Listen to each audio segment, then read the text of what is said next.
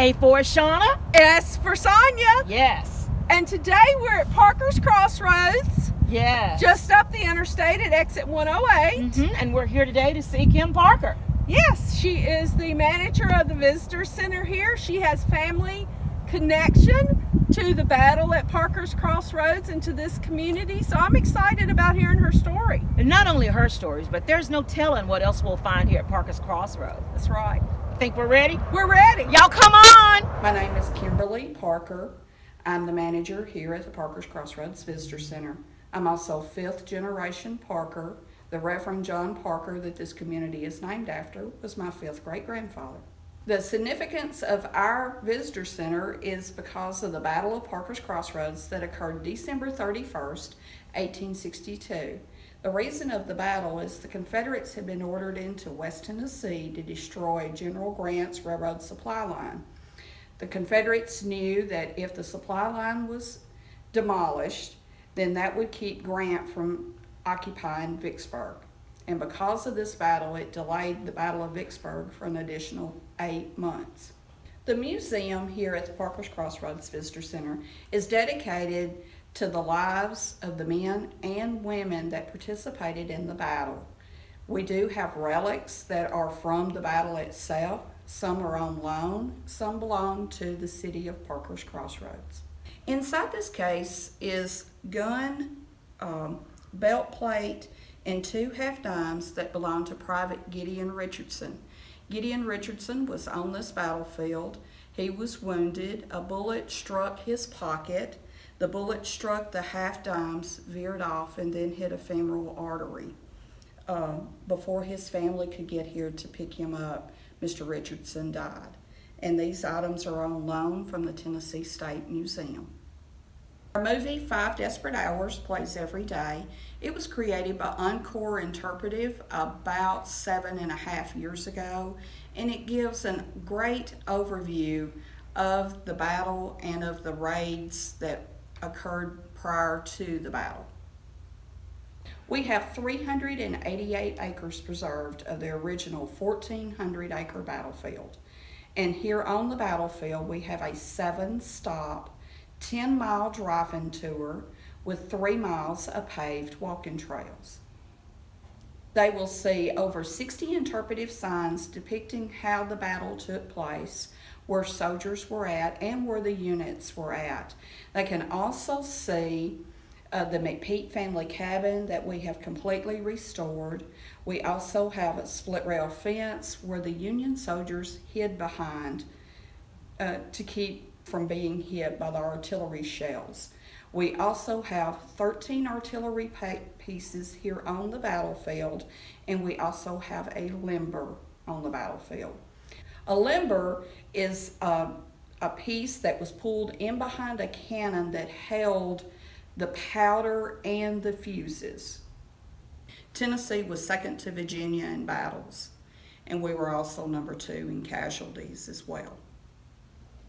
There is a Union soldier burial site. In 1887, the federal government came in and removed the Union soldiers and reinterred them at Corinth, Mississippi at the National Cemetery there. But they missed one. There is still a Union soldier buried on that site, and we do have a monument dedicated to the soldiers that were buried there and to the soldier that is left there. The McPeak family, they lived at the southern end of this county. The cabin is not original to this site, but soldiers did march by. The cabin was in deterioration, and the McPeaks were selling the property, and they wanted to have the cabin preserved. So they donated the cabin to the Battlefield Association.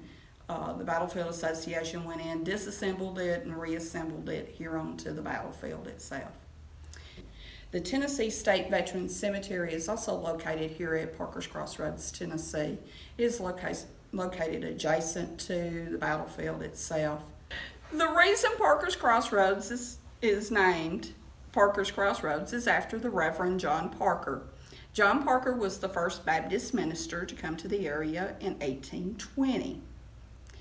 John established his home at the original Crossroads, which was the Lexington, Huntingdon, Macklemoresville Road. At the time of the battle, the Reverend John was a Union supporter, as most in Henderson County were at that time. When the Union command came in and placed cannon in front of John's house, John came out and asked the Union commander to remove the cannon. The Union commander asked him what was more important, his home or the cause.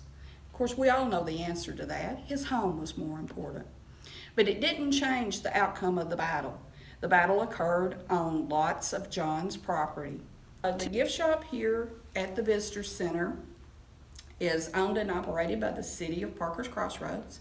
We offer personalized items that state Parker's Crossroads, and also items that tell about the battle itself and other battles that occurred in the area.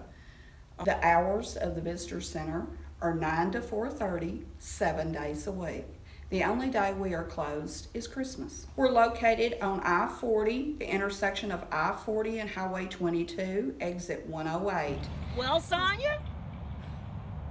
We're at the McPeak cabin. Yes. That Kim told us all about. Yes, yes. We're out here in the middle of the battlefield, and it's, you know, for there to have been a battle here, it's a pretty serene place. It certainly is. The walking trails, and people are out enjoying the trails as we speak. Yeah. Yeah. So thanks to Kim Parker.